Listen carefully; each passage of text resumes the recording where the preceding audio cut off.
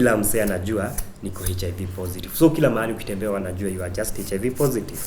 Wengine hata wanakuhesabia masiku ukufe. Unaona? Hivyo cause wanaona you can't go far. Mimi kwangu sipendi kudate mtu positive mostly. Is there a reason why you chose? To me si ati hakuna reason kwa ni kujitakia kwa mtu. Ukichoose partner wako wewe mwenyewe ni unajitakia venye unataka. So ni venye tu natakanga ni encourage wengine, is not a must we date people who are positive. Na kukuwa positive si kumaanisha huwezi achieve your goal. Kweli, sio dead sentence. You are just like a normal human being. That's true. It's just that you have a condition in you.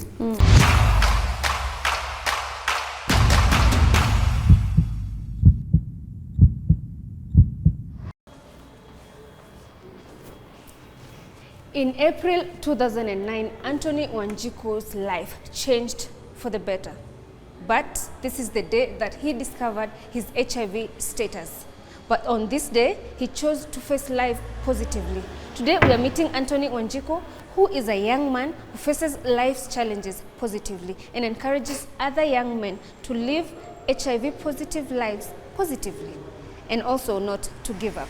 And today, he will also make my nails. Come with me.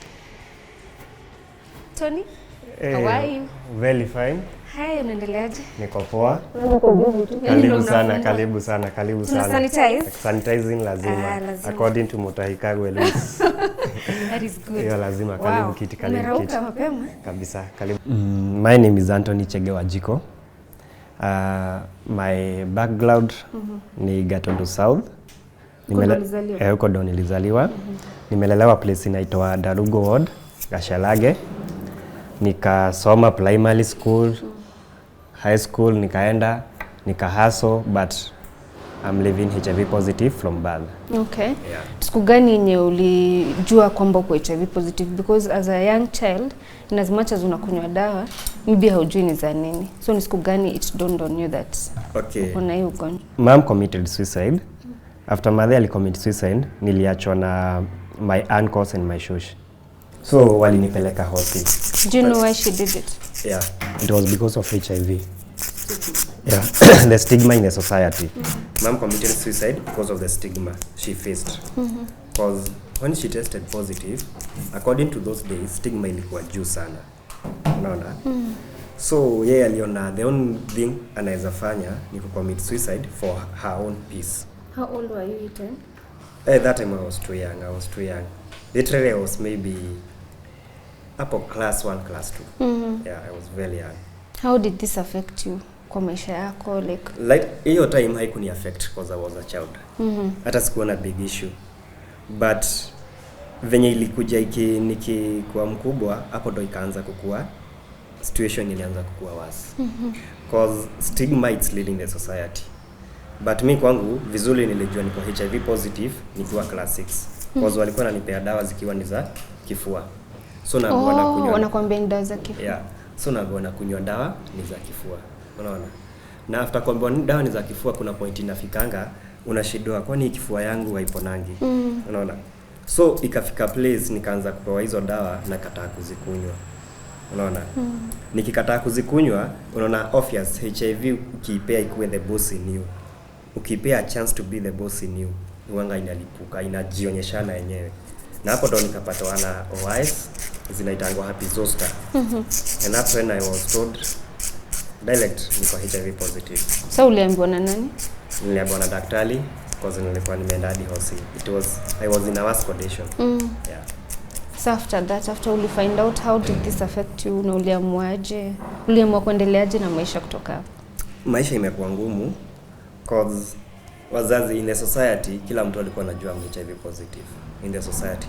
Everyone knows you are HIV positive because kila mzazi anajua mamako alicommit suicide because of HIV. So wazazi wote washaambia watoto wao, maybe when you doing something with Tony, make sure you are taking precaution for HIV positive. Unaona? Again bado mimi nikiendea dawa because nilikuwa naendea dawa every month. Nilikuwa nawaambia tu ma student mimi naenda hosi, unaona? Because niko primary before hata nijue ni za nini. Na nimeendea dawa za kifua, but the students know naendea dawa za HIV. But mimi mwenyewe sikuwa najua. So ikafika wapi ukamwa sasa stigma utadeal nayo, utaiface head on, hautakuwa sasa stigma ilikuwa lele in like such a way unapata umebeba food tukiwa primary. Sasa wakati nilijua cause time yenye nilipata wana OIs hizo Happy Zoster zilikuwa zimejaa kwa kifua, kama unajua hizo uto tu pimples, unaona tunakuanga ni lash zinakuanga zinajaa pahali hivyo na zinakuanga ni tumaji maji ndani na those things are very painful cause nakumbuka nilikuwa naye kwa nje hapo, unaota tu jua unarudishwa kwa nyumba cause hungeweza kufanya kazi yani niko very weak, unapikiwa tu food hapo as in nilikuwa na uchungu sana cause unaona sasa HIV inajaribu kujionyeshana yenyewe ni gani cause hizo ni OIs na HIV hainanga shida ni ushindwe control. Yeah. So wakati nimepata hizo OIs unapata hadi ukienda shule unapata yani inakuwa mwenyewe kuvaa shati unashindwa, lazima uvae shati ikiwa imefunguliwa cause ukifunga inashikana na kifua cause ujue zishaanza hadi kutoa zingine damu hivyo some moment unapata hadi kukohoa, unakohoa unatoa kofi kona damu unaona kwa sasa HIV inajaribu kujionyeshana cause si control ndio inani control unaona so unapata hadi shule ukibeba like food hakuna hata, na unajua kwanza sisi kama vijana hakuna kitu wezi kula tukiwa primary boys hakuna kitu ungekula but tulikuwa unapata tukibeba food hata kama best yako hajakula ukimjaribu kumwambia umpe food hataki na anakula za wengine cause anajua mkishare the same food amegojeka unapata vitu kama bailo, vitu kama plates, unaona like high school nakumbuka incidents za high school unapata unapea ukimaliza kukula food ukijaribu kupea rafiki yako sahani unapata wengine wanamwambia achana na sahani ya hiyo mse anakuanga na ukendi, unaona that time walikuwa wanasema anakuanga na ukendi cause watu kwa society they lack the knowledge about HIV. Wanaona HIV it's something ukiwa nayo you are done, umeshakufa unaona so ilikuwa ina affect hata friendships zako in high school au kuanga na sana ilikuwa ina affect kabisa cause ulikuwa unapata some situation as in uko too very lonely. Unapata like primary yenye ilikuwa inatuma hata nisiende cause mimi nimesomea primary inaitwa Kagio primary iko side ya Gashalage na after nilimaliza class 8 nilikuwa nataka nipelekwe a boarding school but sasa unajua siwe unajilipia, unalipiwa na your guardians so wakaniambia hawana uwezo, lazima niende day school. Nilikuwa karibu na nilikuwa nimeperform vizuri sana but mi reason yangu ya kutaka kwenda boarding it's because nipotele stigma yenye nimepata. Uende kwenye watu hawakujua. Kwenye watu ni change environment cause hiyo environment ya home kila msee anajua niko HIV positive. So kila mahali ukitembea wanajua you are just HIV positive. Wengine hata wanakuhesabia masiku ukufe. Unaona? Hivyo cause wanaona you can't go far. So mimi nilikuwa nataka at least niende a boarding school place yenye nitapotelea stigma vizuri. Unaona? But unfortunate nikapelekwa a day school. Na hiyo day school sasa unajua sasa hutasema ati hutasoma sijui nini but ili affect masomo yangu cause nilikuwa nasoma vizuri but venye saa nilipelekwa high school a day ikani affect hadi nini mentality cause unapata masomo yako imekuwa affected cause ya stigma. Una face stigma so vitu mingi ya concentrate hivyo sana. Yeah. So after high school maisha ikaenda aje? After high school mimi hakuna hata mtu alijua home naenda wapi.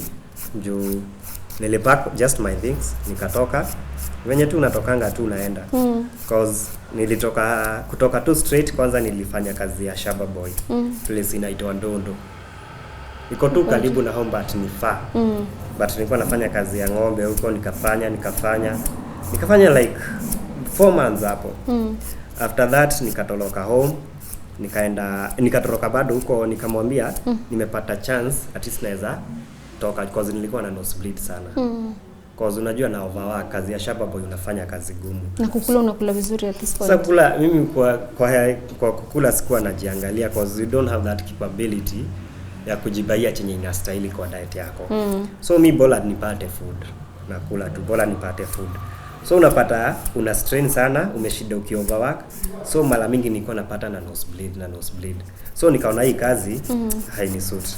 Unaona? Nikamwambia na feel tu quit. Alikuwa mtu mzuri sana akanihesabia hatukukosana akanihesabia pesa zangu na nikatoka. Kutoka nikaenda tena place inaitwa Pasture. Tulikuwa tunafanya na mtu kwa Pasture Milk Company.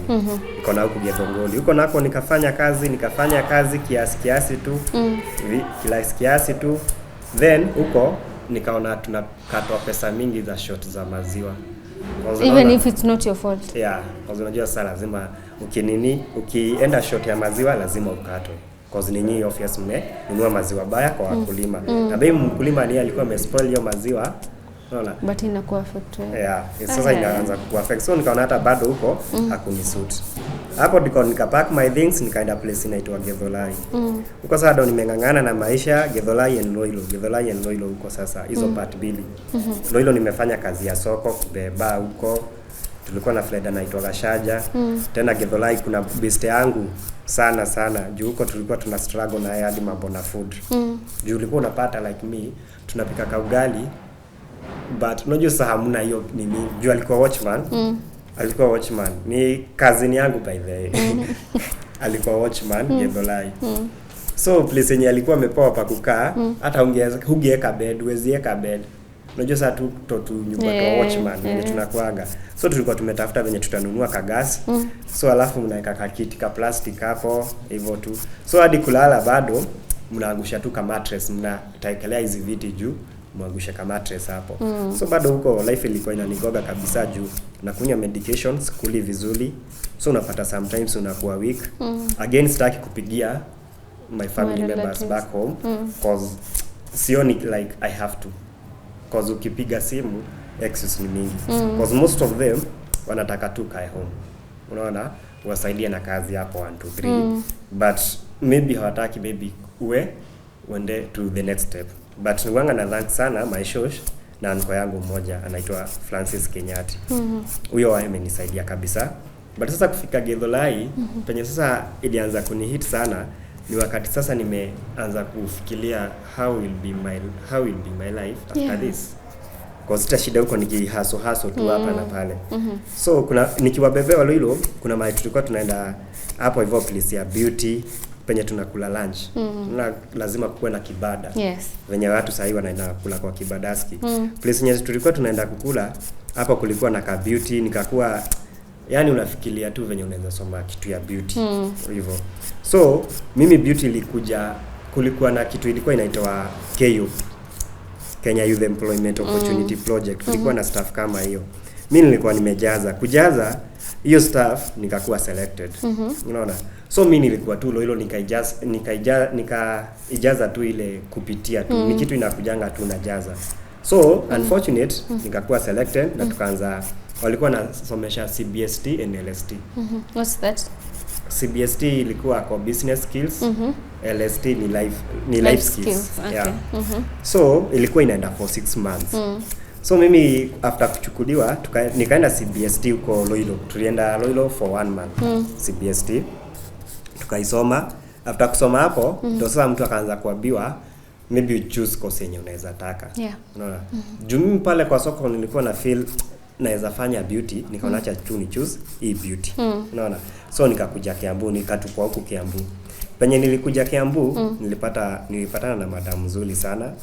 Huyo naye alinisaidia bado kufika penye niko.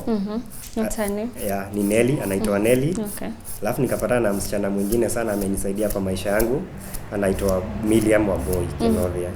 Miriam Wamboi Kenothia. Huyo dem amenisaidia sana kufika penye niko. Sitaisahau naye. Cause ulikuwa unapata like it's food ananibaia. Unaona? Ana make sure umekula breakfast, umekula lunch. Si wenu. Unaona? Ni mtu tu umepatana naye. Ni mtu tu, ni dem tu nimepatana naye, but ana make sure umekula breakfast, umekula lunch na umekula supper. Azina anajaribu kukuangalia ni kama is your sister. Unaona? That's nice. Alikuwa mtu mzuri sana. Hapo nika perfect mambo ya ya kucha kiasi. Until now nimekuwa sasa nikihaso mambo na nails. That's kabisa. Nice. Nikatoka hapo, sasa nikakuja nikaajiliwa hadi hapa. Okay. Yeah. So hapa umeajiliwa na? Hapa ni kuajiliwa, nimeajiliwa. Okay. Yeah. Na ilifika wapi ukaamua sasa kukuja open na status yako na kuanza kuongea? Because naona a lot of encouraging updates unafanya on your social media platforms. Nini ilikusukuma ufanye hivyo?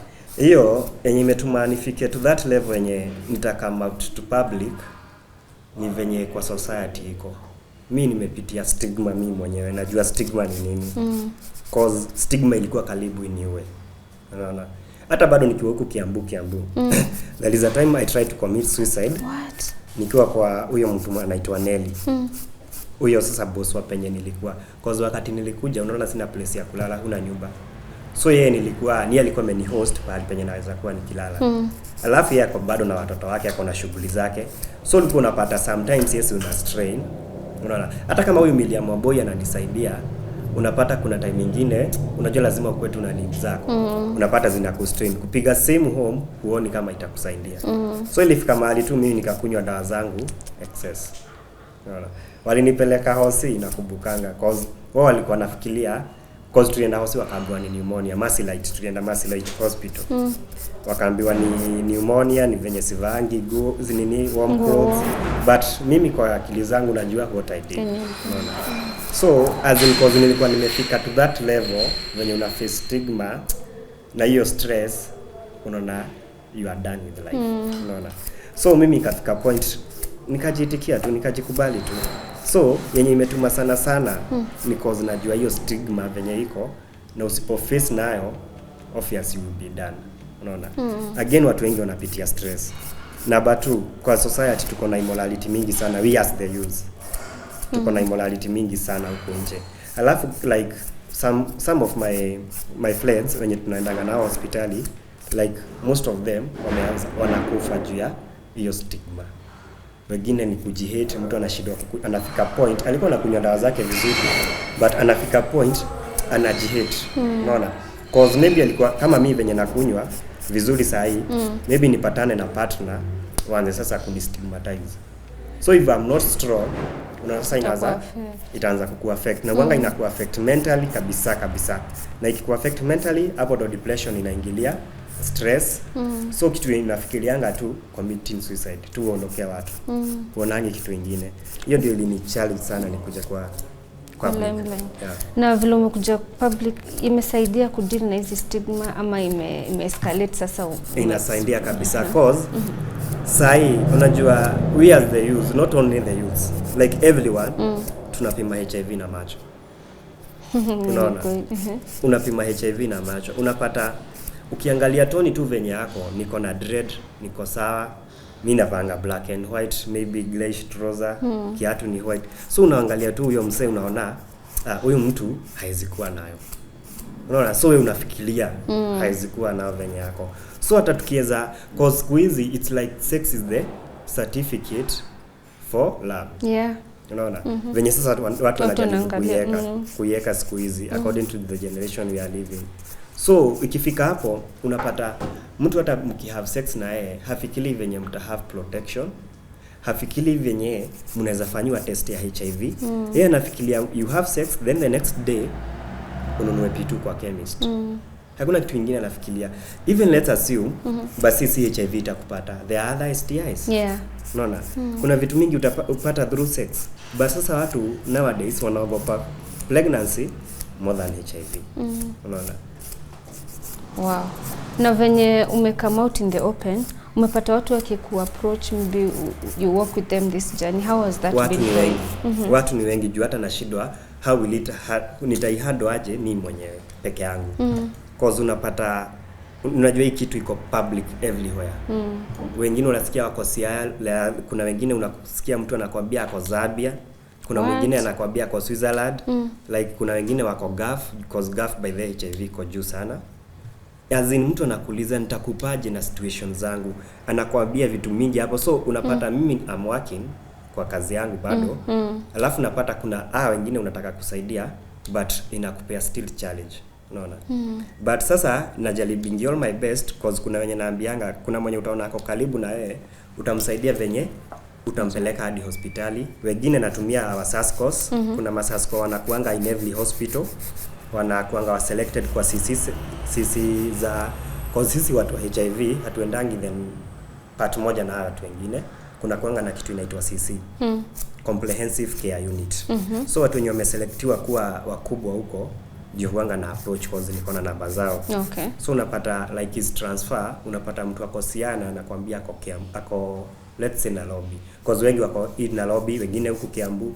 Unapata mtu anakuambia mimi nilitoka kwetu Siaya ama nilitoka Mombasa nikakuja kazi huku, but na shida venye nitaweza ku access mambo na dawa zangu. Nimekuwa ati hajakuwa akizikunywa like for the last 1 month, for the last 2 weeks, hajakuwa akikunywa but anagojeka. So watu kama hao najaribu venye tutasaidiana na madaktari venye tu bora tu ajue jina ya dawa zenye anakunywa. Ukijua dawa ni gani, unakuja unapewa transfer na huyo Sasco, ana communicate na hizo hospitali bili na unaanza dawa zako vizuri sasa. Tumesaidia wengi. That's nice. Yeah. Okay. Na sasa when you talk of stigma, ni vitu kama gani zenye unaweza refer to, unaweza sema it's the worst thing to go through in terms of stigma na mtu akijua HIV yako, status yako?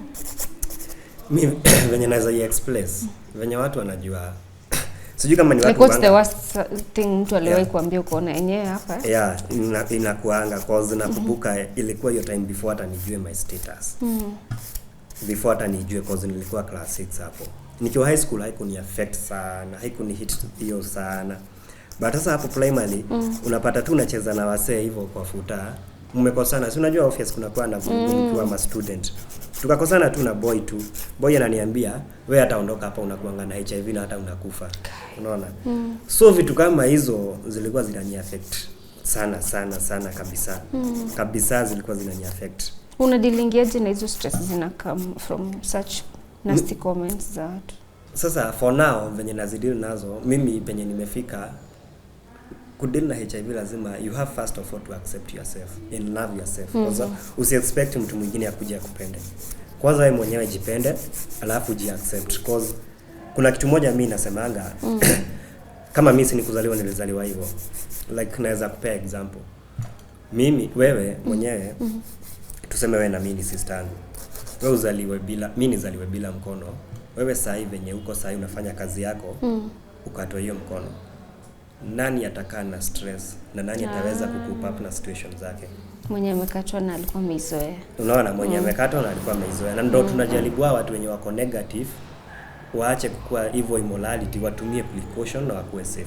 Cause mtu kama mimi HIV kwangu it's a tiny virus. Cause it's just something I can manage.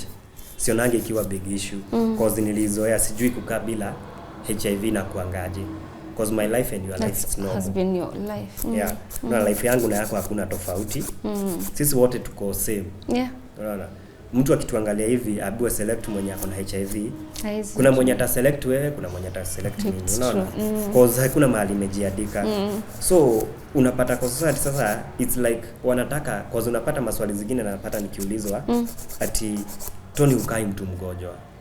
So unajaribu kujiuliza kwani mnataka tukayaje ili mjue I'm HIV positive. Again, HIV si disease, it's just a condition. Ni condition, ni virus. Unaona virus ya homa na ya HIV zote ni virus. But ukishindwa kuicontrol itawase. Unaona? Lakini hapo ndo watu wanga wanasahau. Cause it's something that you can just control and manage. Yeah. Okay. So among watu wenye uko approach, mtu akikuja kwambie amekuwa exposed to HIV, unaweza advise handle aje hiyo situation? Hizo situations zinakujanga, unaweza pata like kuna kitu inaitangwa PrEP na PEP. PrEP ni pre exposure prophylaxis. Na PEP ni post exposure prophylaxis. PEP. Na sasa unapatanga hizi vitu kama PEP unatumia when, yani unatumianga before you are exposed to HIV. Unapeangwa za kutumia before you are exposed to HIV. But PEP hizo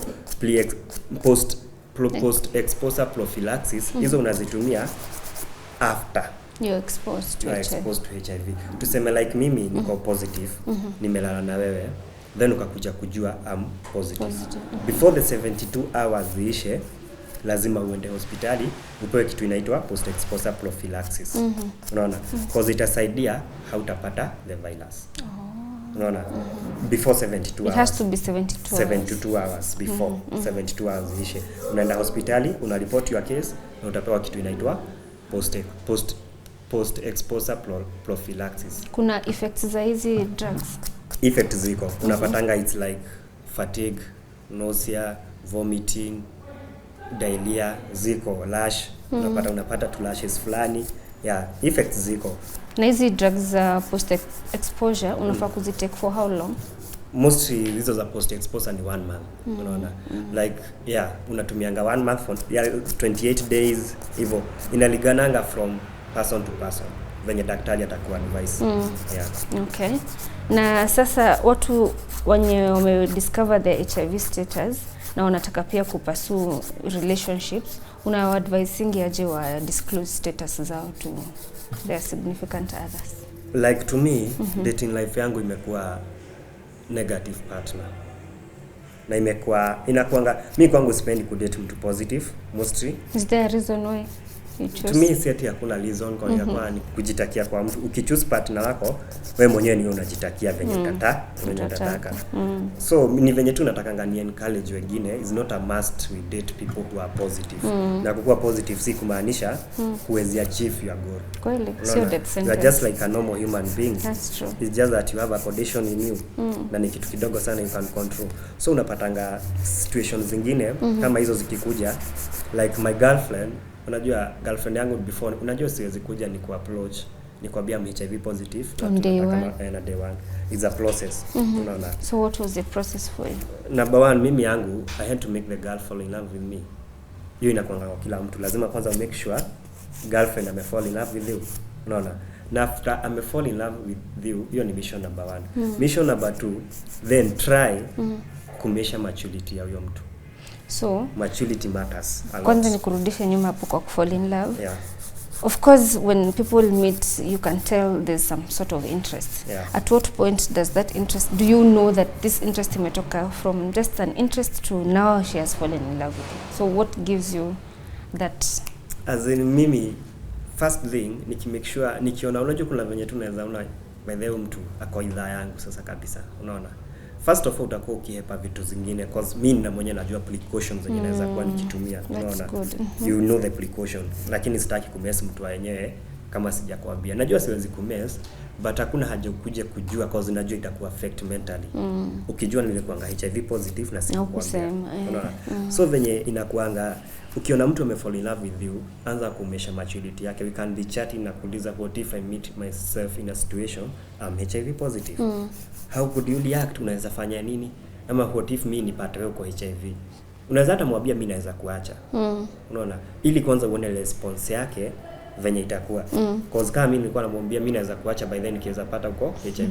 Ili kwanza nijue yake ikoaje deep in her heart. Unakuta wengine anakuambia hapana, they are just like normal human beings. Maybe unaweza enda muadvise na daktari. So ukianza kuona mtu ni hiyo type, so unaanza kama wangu nilimwambia, niliona hivyo. Huyo mtu ana wall kuambiwa kudisclose status yake. Ilikuwa after how long? Ilikuwa after like 2 months hapo. 2 months. Nikadisclose sasa status yangu kwake. Na ilikuwa it's something yenye ilikuwa tough. How did you do it? Cause mimi mwenyewe nimekuambia niko HIV positive. Nyinyi kuko nje mnajua mtu wako HIV positive kuna wenye mnataka akae. Kuna hiyo image. Kuna hiyo image ya class 4. Kama mtu kamechorwa kwa bed na sijui nikaa kanataka kukufa. Hivyo ndivyo wanafikiria HIV should look like. Unaona? But sasa anakuona uko healthy, uko strong, anashindwa unanidanganya ama unaona? Hadi unamuonyesha ukikunywa dawa. Anaona you are lying. So we had to go for a test. Na kwa na test unfortunate ilitoka negative zote. Yeah, zilitoka negative. Yangu negative, yake negative. So hauna proof sasa. And that is because of one thing, nimesuppress virus yangu. My viral load iko undetectable. Unaona? Na kuipata iko negative hivyo hata ukiwa dem utaamini boy ama utaamini daktari? Of course utaamini daktari. Utaamini daktari. Ilikuwa kitu tough sana because hatukuwa tumeenda kwenye naendanga clinic. So finally tulikaa it's like kuko na issue juu anasema unataka kumwacha, unaleta hiyo issue muache ili uchukue another girlfriend. So ilibidi nimpeleke hosi kwenye tunaendanga. Unaona? Upewe file, ukuwe explained, upewe counseling ili uamini. Finally ali accept na tukapewa guidance and counseling huko na akaitikia. Wow. Yeah. Na maisha imekuwa tu poa. Na maisha imekuwa tu sawa cause I can't infect her with the virus nikiwa stage yani nikiwa venye niko cause niko kwa kitu inaitwa U equals to U. Undetectable equals to untransmittable. Na hiyo kitu inamaanisha nimeweza kusuppress my virus to the level it's undetectable. unaona, meaning I can't transmit the virus through sex, and that thing is 100% effective. That's No, through sex. But haimaanishi umepewa authority ya kufanya sex with anyone without using a condom, because kuna time unapatanga mimi nikiweza have sex maybe na multiple partners, unaweza pata mwingine maybe ako na kitu ingine, virus yake ingine tofauti, because virus yenye niko nayo si yenye mwingine ako nayo. So utapata italeta drug resistance. Drug resistance inakuja kwa mwili yako. Na kama mimi niko first line, kutoka nikiwa mtoto mdogo nimekuwa nikikunywa first line. First line inamaanisha nini? First line ni combination ya dawa zenye ulipewa when you are enrolled to ARVs. Unaona? Kuna dawa zenye mtu anaziangwa nazo, sijaitoka kwa hizo. So wakati zimeanza kukataa mwili yako, hapo ndo unapatanga unatolewa kwa that level, unapelekwa level ingine. Does that mean kama mwili yako imeanza kukataa the first line? Yeah. Ikianza kuzikataa. Nini cause mwili ianze kukataa? Kama vitu kama hizo na sometimes zenye inatumanga dawa zikukataa, unaweza pata sometimes you are not keeping your time well. Maybe una misuse the drugs, ukunywe venye zinafaa, cause HIV dawa za ARVs si kukunywa every day, but ni kukunywa on time every day. Jina time ndio watu humiss sana, cause ujue hii dawa ina work with the 24 hour system, unaona. Na for 24 hour system saa unaona ukipea nini the virus chance ya kukua the boss in you, hapo ndo unaanza kupata OIs. Unaona. So umepatwa na magonjwa kama TB, pneumonia, hizo magonjwa zote, meningitis, na bado uko na HIV. So unaona inakuanga hana, ndio maana unapatanga watu wakipass juu hizo vitu, because misuse your drugs, hutaki kuzikunywa venye inafaa, because unapea chance ya virus kukua the boss in you. Yes. Okay. Wakati mtu anakunywa hizi dawa, are there some precautions mtu anafaa kutake ndo to make sure that una keep healthy na precaution ni nyingi. Yes, hebu tuambie hizo. Kuna precaution kama moja ya kutake time. Time should always be so there. If it's 9 a.m. it's 9 a.m. If it's 9 a.m. it's 9 a.m. It's 8 a.m. it's 8 a.m. Wengine wana misquote because nimepatana na watu wengi huku nje, unapata mtu akikwambia yes niko sawa, niko positive but na feel niko sawa, but naweza kuwa nikikunywa alcohol. But to me my advice to them, alcohol haikuangi safe ukitumia ARVs. So you have to remain sober throughout. Yeah, cause number one, alcohol utakuwa hata ukiharibu kidneys zako. That's number one. Cause ujue kidney function kama za kidney, kuna hii metabolism of nini inakuja, yani inasaidia kumetabolize some carbohydrates, proteins hizo. Then umepea kidney kazi zingine ya kufanya about the alcohol. Na bado dawa zako unazikunywa ziko na chemicals. Ujue mimi sikaa wewe. Kwa sababu unaona hakuna mahali unakunywa dawa mingi. So mimi na imagine nakunywa a tap every day. A drug every day. Na hizo ni chemicals nakunywa. So ukitumia yako na hizo nini inaanza ku affect even some part of you. Unaona? Mostly. Alafu unapata ukikunywa dawa, tuseme like kuna wenye wanakunywanga dawa zao jioni, cause mimi nakunywanga asubuhi. Cause time ni mtu ujichusia yenye anataka. Mwenye anakunywa jioni tuseme anakunywa yako. Unaona? Akikunywa tuseme amekunywa dawa zake 8, then ako kwa club, ameingia kwa club.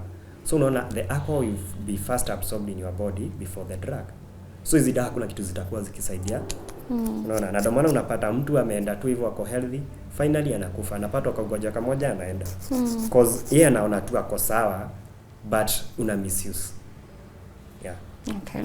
Advice gani unaweza pea youth, especially wa saizi ambao unasema saizi kama the true precaution out the door when it comes to matters relationship, sexually active youth, what advice would you give them? Mimi advice yangu kwa mayouth, sana mayouth. Juu sasa tuko na immorality mingi sana, cause you can imagine right now unapata kama historia wa babas iko juu sana.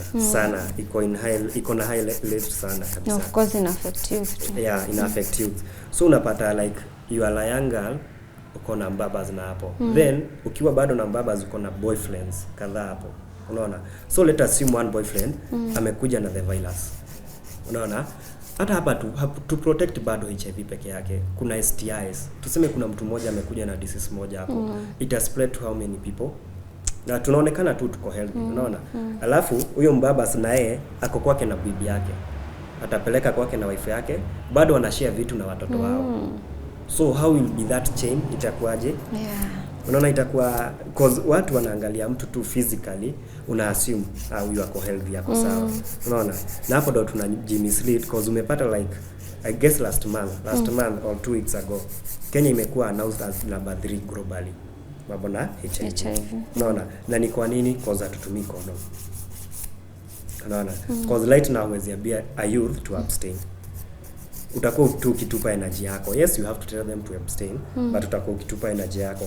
Waambie if you can't abstain, use the condoms. Na ziko, you can buy them.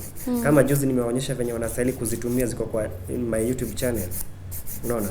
Step by step how to use, because unapata wengine yes amenunua CD but hajui lolo yake kwa CD ni gani. Like if I can ask you, let us assume you have a boyfriend. Amekuja na condom. What is your role in that condom? As a woman. As a woman. Is there a role for the woman? woman? Yeah, there is. Okay, what's the role for a woman? Amekuja na condom. Role yako ni gani? Ama wewe you are just waiting to receive. You see?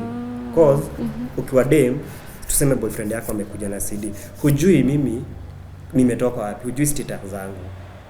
You don't know about me. Unaona? Naweza kuwa nataka kukumess. Unaona? Kuna mwingine atakuja ameiduga na shidano. Na hujui because there are people out there wenye wako hivyo kabisa. So what's your advice to young girls? Kwa CD angalia expiry date. Ushaiangalia expiry date. Number 2, finya hiyo condom hapo katikati kama iko na hewa. Ukiona hai expired achana nayo. Afadhali useme hiyo sex hapana. Ukiona hai expired huku sides cause haina hewa. Those are hizo steps sana. It's been tampered with. Yeah, it's been tampered with. Lakini watu wengi hawaangaliani. Webo lake tu you just see a condom, you are okay. Wow. Vitu gani zingine youth wanajiachilia nazo sana ambazo they are risky? Drug abuse, unapata injections za drugs ni kwa bado high, wanashare vitu na bado hujui status ya mtu iko aje. Unaona? Alafu bado hii morality ya you are dating multiple partners. Hii wanasema kanaido ni kushare. Hiyo sharing itatuma maisha yako iharibike yote cause kukunywa dawa za ARVs wasifikiria ni kitu rahisi. Kujiaccept to the level yenye niko si kitu. Ndio maana nikapea example ya mkono. Mimi nizaliwe bila mkono na wewe ukatoe sahi. So unaona mwenye amejitafutia like sahi amepata maybe accidentally. Unaona? Itakuwa hard for him or her to accept. Unaona? Na itamu affect kabisa before akuje kujiaccept. Na ku-protect hii kitu yote, just be safe. Yeah. So future yetu ni inakaaje? What are your plans? My plans ni siku moja nikuwe na my pala ya nails cause kama hapa ni kuajiliwa, nimeajiliwa na do with commission. Like saa hii niko na challenge venye unaweza kuwa ukifikia many youths out there, ukiwafikia about kuspread awareness cause awareness lazima tu spread HIV cause inaua watu wengi sana. Tujaribu ku stop stigma. Unaona? But sometimes unapata like financial strains inakupata cause unapata mtu anakuambia maybe ako like place ingine not your county but lazima ujaribu venye utamsaidia. Unaona? Cause ni wengi huko wame lose hope. So unapata sometimes unashindwa utawareach out aje. Unaona? Cause hii kitu si ati amata someone. Unaona? It's something nime come up nayo juu ya venye naona huko nje venye watu wanasafa na watu wanakufa juu ya stigma. Wengine wana commit suicide juu ya stigma. Wengine wanajihate juu mtu amejipata cause hakuna mtu anajitafutianga HIV. Sio idaganywa. Hata kama Yesu alilala na mtu si kujitafutia. Cause let's assume wewe ulikuwa unajua hata mtu ako na HIV. Unaweza enda kulisk. Hakuna mtu anaweza taka kulisk. Ni venye hakuwa na knowledge. Unaona? So at least tujaribu ku-educate my youth sana. And kuna point itafika upata HIV minimal cases zimekuwa chini. Okay. Ukipata support, mtu akitaka kukusupport kwa hizi project zako za ku-create awareness, anaweza kusupport aje? Unaweza taka support inakaaje? Mi support tu unaweza taka like partners wa come out as in to try to spread the awareness na venye tunaweza stop the stigma in the society, out there in the society cause nobody knows about tomorrow. Hata wewe mwenyewe hujijui kesho ni nini yako ita happen. Unaweza kuwa ukihate huyo mtu mwenye ako HIV positive but tomorrow upate ni anakupea advice venye wewe mwenyewe utajiaccept cause umepata HIV through someone else. Cause hujui your future. Tomorrow hujui imeplaniwa aje. Unaweza enda hivyo tu hata wewe mess. Ujipate hiyo HIV positive. So if kunaweza kuja na people who want to help as in tusaidiane kwa hii journey, tunaweza reach out to many youths out there. Because my youth wanasuffer na my youth wanapotea. Okay. Yeah. Umetaja YouTube channel yako. Yeah. Unaongeleleanga nini? What content are our Tuko fans going to get from that YouTube channel? Mimi mambo yangu like nimejaribu kuonyesha my youth. Mimi yangu the first 2 videos ni za my journey about HIV. Halafu kuna video zingine nimeupload juzi because unapata watu wakikwambia Tony unatuambia tuache kutumia testiwe mambo na HIV, tuache tutumie condom, but most of us hatujui hata condom zinatumiwaje, tunatumia zina burst. So I had to take the part ya kuonyesha how to use condom female and male. Unaona, na zote nimewawekea hapo kwa my YouTube channel. Because we want to be safe. Yeah, we want to be safe. Inaitwa Tony Shicks 98. Okay. Tony Shicks 98. Kwa page zangu zote ndivyo naitwa. Hata Facebook, hata Facebook, hata Instagram, zote. Sawa. Na from where you sit, what role is the government supposed to play to ensure wame bring down the numbers of HIV infection na kwa government tunaweza iuliza tu iweze mostly like now for people who are affected with HIV ni wengi sana. Ukizaenda kwa facility ni watu wengi sana, but watu wengi wao wamejihate. Mtu unapata mtu hajipendi, unaona. Wengine wao wako na stress, wengine wako na depression, unaona. So kikiweza kuwa na like an activity inatuma watu wapatane pamoja, those who are affected. Si ati unajua tunapatanaga mostly on clinic days, ndio mnapatana mkiwa wote na hapo mnaenda na issue moja ya mambo na drugs. So if they can try to create activities zenye unapata maybe in this facility mnapelekwa tu, you just go, you have fun, unaona. Cause wengi wanamejihate, wengine ni watoto orphans, most of them. So huyo mtoto yani analewa, ako na stigma kwa familia yake, amekuja hosi bado anaona hawezi kukaa uhai, unaona. So watu kama hao at least wajaribu kutafutiwa an activity, cause venye wako si venye mimi nimeweza kujiaccept, at least wengine wao hawajaweza kujiaccept, unaona. So akiza tafutia na activity yenye inawapatanisha pamoja. Kuna wengine like for now wenye napata cases mingi sana saa hii, unapata mtu anakuambia Tony nitafutie a partner mwenye ako positive, cause mimi nataka kusettle up kwa ndoa, unaona. So mtu kama huyo kukiweza kuwa na activities zinapatana watu negative, watu positive, na mtu kama huyo ataweza kumingo up na watu wengine huko na atapata partner wake. Yeah, vitu kama hizo. Alafu at least government ijaribu kuleta kits mingi za kupima HIV, because right now kuna shortage. When nime come out to public, watu wameanza kwenda kutest, na unapata watu wanakuambia hatupati hizo kits, unaona. So at least the government inaweza weka hizo kits sana, cause sai watu wanataka kujijua hali zao, inaweza kuwa kitu poa sana. Sawa, na kwa ule Mkenya angetaka kukureach, maybe kukusupport kwa dream yako ya ku create awareness and help the youth make better decisions, unaweza kupataje other than social media?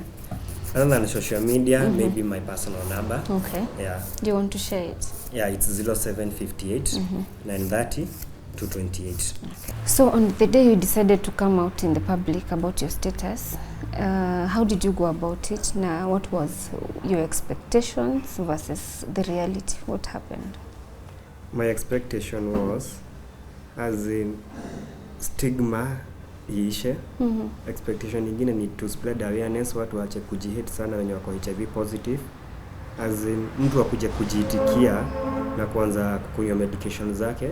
Na nimeona kuna impact for the few weeks zenye nimekuwa nikifanya hivyo, cause unapata kuna watu wameanza kurudi kwa medication zao. Mtu anaona if Tony yako hivi na anasema alizaliwa hivi and it's true, kwani mimi kwa nini nisi take my medication serious? So unapata watu wengi wameanza kurudia kwa medication zao. Okay. Yeah. Ni cause unasema haujafanya hii for long. How long ago did you come out in the open with your status? Nilikuja on air kutoka Father's Day. Is there any reason why you choose that day specifically? The reason is because that week nilipoteza like 3 of my friends because of HIV stigma. Yeah, walikuwa positive but ni stigma. Wana commit suicide. Mwingine ni kujihate, anakataa na dawa. So that week walikuwa wamepass. So ukafeel you have to do something about it. Nikafeel I have to do something to help some young generation out here wenye tuna give up. Okay. Yeah. And because you're very passionate about youth who you want to keep away from HIV and those who are already infected to help them live positively, what plans do you have with the new, maybe ukisaidiwa ujisimamie na your own nail parlor, what plans do you have with such a project as you continue with this? Nikifika mahali tuseme nimejisimamia, like let's say ipala ikuwe ni kama the parlor it's mine, naweza kuwa na chance yenye you can be picking like 2 people in a month, watu wenye wako exposed to HIV huko nje. Unaona, cause kuna watu wengi wao hawaonyeshwi mapenzi, unapata mtu amekuwa neglected by the society because of status yake. So unaweza take that chance, unachukua like 2 people in a month or 3, una offer education ya beauty free, cause haita cost anything, uta offer 2 free, na mtu at least anaweza kujisimamia na anaanza tu job yake tu. Nice. Okay. So hiyo ndio dream yako kuendelea like Yeah, that's my dream one day. Nifike hapo azin unasaidia venye tu unasaidia watu kucreate awareness na kujiaccept, cause set ina depend with anyone, it's just something from me. Unaona, so nifike that point naweza saidia wengine hadi kwa mambo na job. Okay. Yeah. Vile umekuja open hivi na status yako, are there people who are still attacking you even online kwa social media? Kuna wengine unapata ume post kama kitu ya let's stop stigmatization, na tuache ku stigmatize watu wengine huko nje na to spread awareness and love. Unapata mtu amekukomentia na amekwambia Tony, unafikiria HIV ati ulisikia na nani HIV itawaifika pahali haiweziwa mtu, HIV will always kill. Unaona? So kitu kama hiyo venye na respond ya mtu kama huyo unamwambia there is a difference between HIV and AIDS, because watu wengi hawajui. So you use that opportunity to educate them. To educate that opportunity. Mtu ukiona amecomment kitu negative, si ati ana comment akuattack, ni venye hana knowledge. Na hiyo ndio tunataka kuspread kwa society. Because kama huyo unastahili unamwambia, okay, HIV mnasema inaua, but HIV haijaua mtu. Chenye wanga inaua ni opportunistic infection and AIDS. That stem from you not taking na hizo good care of yourself. Hizo stigma na hizo tunajaribu kueradicate. Because hiyo stigma na stress zikishika mtu, hapo ndipo sasa unapata mtu anakufa mwenye kwa HIV, because huwezi maintain unakunywa dawa, unakunywa ARVs, unakunywa hizi Septrin, then umeanza kupata mashida, uko na stress, uko na depression, then uniambie utakuwa okay. Okay. Unaona? So kwa yule mtu anaona unafanya kazi nzuri na angetaka pia ku benefit from such beautiful and amazing services, atakupata aje hapa Kiambu? Kiambu utanipata ukiwa Kiambu town, ni hapa next to Clean Chef Supermarket, building inaitwa Pongezi Plaza, na tuko basement na Babi 11, Kela Beauty Studio, Kela Beauty Studio, yeah. Okay. So unaweza piga namba yangu, yangu ni 0758 930 228, ama upige receptionist, inakuanga 0798 844 686. Okay. Yeah. Na services zenye una offer hapo unaweza tuambia zina range from what to what sort of services can they get here? Service zina range kuna kutoka 500 to ya mwisho kabisa 25. Na ni nini na nini? Kuna overlays, kuna tips gels, kuna acrylics zote, kuna stick-ons. Yeah. In fact, kama kuna wenye wanasemanga dawa za ARVs juzi na kaangaje ni kubwa, mnajaribu pia watu stigma huko nje. ARV ni normal kama zile zingine. Like nilikuwa nimepiga na zangu, hii inaitwa Septrin. Hii hakuna mtu hawezi kunywa. Hata kama uko HIV negative, hii unaweza kunywa, inanga effect yoyote. Na ARVs before hizi. Kama hii pack yangu na kunywanga ni First Line, na ni TDF, 3TC na DTG. First Line ni dawa moja lakini iko combined with 3 drugs. 3 drugs zenye zina combiniwa in one drug kueradicate hiyo ya kukunywa dawa mingi. Unaona, cause inastahili kukunywa 3 but it is combiniwa kwa dawa moja, 3TC, TDF na DTG. Na ni kadawa kadogo sana. So just one tablet every day? Just one tablet every morning. Na hii sasa ya and then you make sure umekula vizuri. Yeah, na una make sure umekula na kunywa maji mingi for your kidneys. Do you exercise? Do you? Yeah, ku exercise so maybe ile tu once. Why do you have tattoos on your arm? Hii tattoo ni ya mom. Nilifanya hivi juu ya mom. I love mom. Nimesema tu I love mom, hata hii bado ni ya male, anaitwa Shix. Ndio maana kila mara najiita Tony Shix, so naandika jina Shix. Na hapa ni I love mom. Wow. Yeah. In memory of her. In memory of her. That's beautiful. So guys, if you want such amazing, great services, you know where to go. This is Shix, Tony Shix. He is very passionate about HIV and suppressing HIV status in people. So thank you so much for watching till the end of the show. My name is Yvonne Kawera. And until next time, keep it tuko. And hey.